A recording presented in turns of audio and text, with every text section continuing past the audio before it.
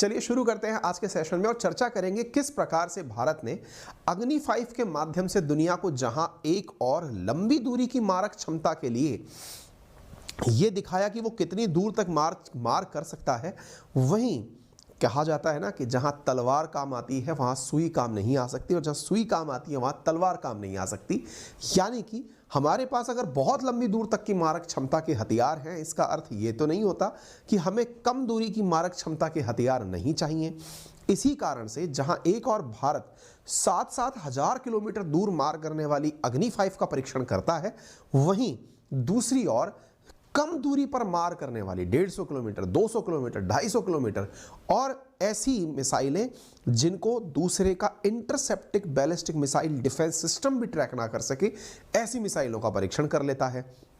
ये दोनों ही चीजें दुश्मन को तो निश्चित तंग करेंगी ही, लेकिन आपको कितना सकारात्मक भाव से प्रेरित करेंगी, इसकी चर्चा आज के सेशन में हम करना चाहते हैं।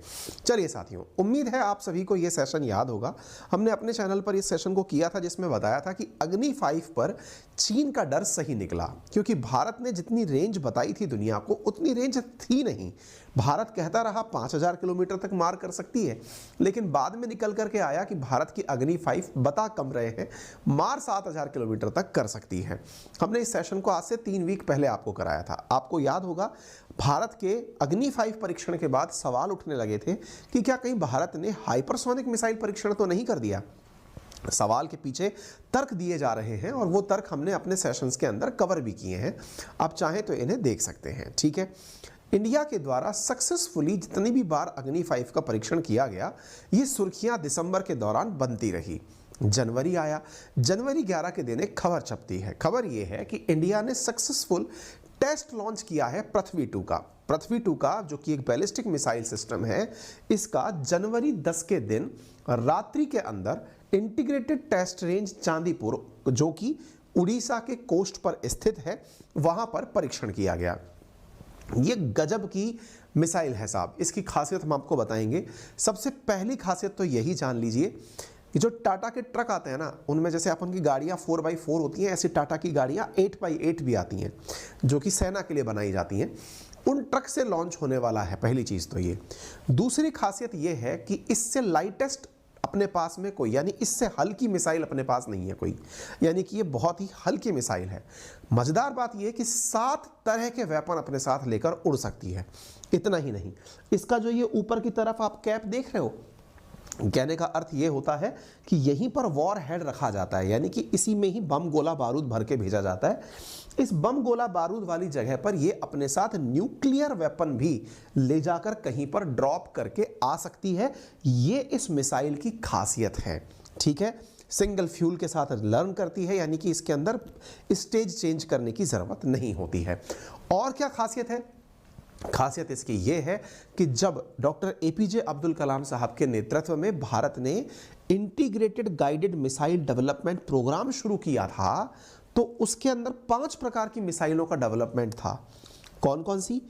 P4 पृथ्वी, A4 अग्नि, T4 त्रिशूल, N4 नाग और A4 आकाश।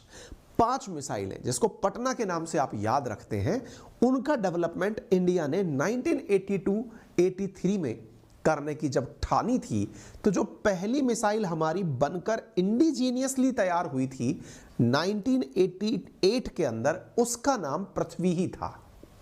अब आप पूछेंगे इतनी बासी न्यूज़ क्यों पढ़ा रहे हो सर? 1988 की न्यूज़ 2023 में पढ़ के भी हम राजी क्यों हों? भाई साहब, नाम पृथ्वी है, काम बदल चुके हैं। बोले क्यों? भाई साहब, ये आकाश में भी छेद कर देती है। क्या बात कर रहे हो सर, ज़्यादा फेंक नहीं रहे हो? हमने कहा हम नहीं फेंक रहे हैं, मिसाइल फेंक रहे हैं हम तो। बोले कैसे? याद दिलाएं आपको, भारत ने जो मिशन शक्ति यूज़ किया था, कौन सा मिशन शक्ति? जहां भारत ने अपनी ही अंतरिक्ष में उड़ती एक सैटेलाइट को मार गिराया था। एंटी सैटेलाइट मिसाइल परीक्षण ASAT के माध्यम से, अगर आपको याद हो तो उसके दौरान भी जो यूज़ की गई थी वो पृथ्वी ही थी। यानी पृथ्वी मिसाइल को हल्के में लेने की कतई गुंजाइश मत करिएगा। अगर आज भारत अंतरिक्ष में उड़ते हुए किसी भी सैटेलाइट को मार गिराने की क्षमता रखता है, तो वो पृथ्वी मिसाइल के कारण रखता है।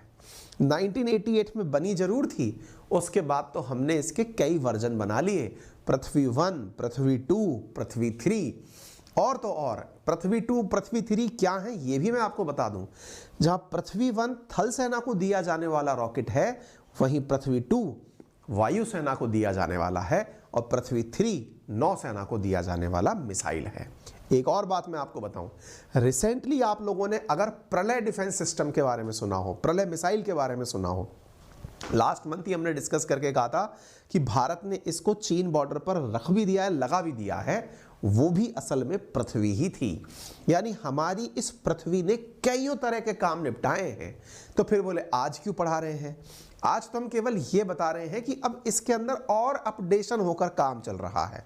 बोले जैसे इंडिया इन दिनों अगर आप टेस्टिंग्स को ध्यान से देखें तो जितनी भी टेस्ट कर रहा है वो सब रात को कर रहा है।